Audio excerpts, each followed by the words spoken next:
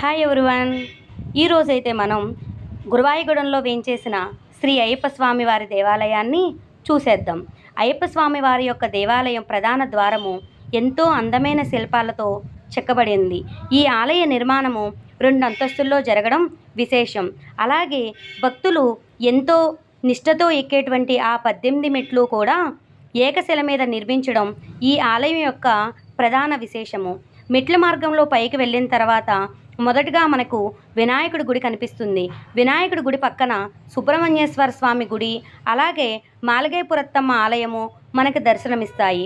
ప్రధాన ఆలయానికి ఎదురుగా ఉన్న ద్వయస్తంభ దర్శనం చేసుకున్న తర్వాత ప్రధాన ఆలయంలో వేంచేసిన శ్రీ అయ్యప్ప స్వామి వారి ఆ దివ్యమంగళ స్వరూపాన్ని దర్శిస్తే వచ్చే ఆనందమే మాటల్లో చెప్పలేనిది.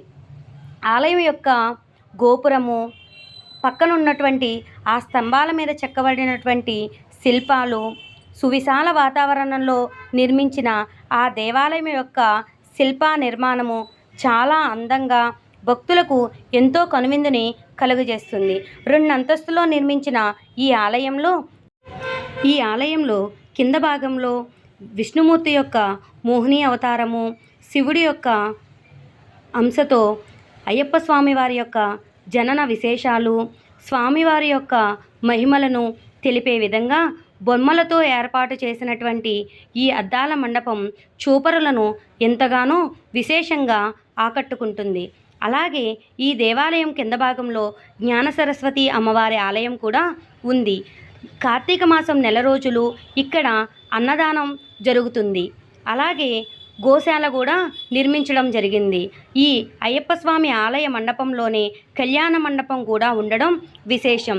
అయ్యప్పలు స్నానాదులు చేసుకోవడానికి అయ్యప్ప స్వామి వారి యొక్క పుష్కరిణి కూడా ఏర్పాటు చేయడం జరిగింది. ఈ అయ్యప్ప స్వామి వారి యొక్క దేవాలయాన్ని మీరు కూడా దర్శించి స్వామివారి యొక్క కృపను పొందండి. అయ్యప్ప స్వామివారి దేవాలయం గురువాయూగూడెం, జంగారెడ్డిగూడెం మండలం, ఏలూరు జిల్లా. స్వామియే శరణమయ్యప్ప.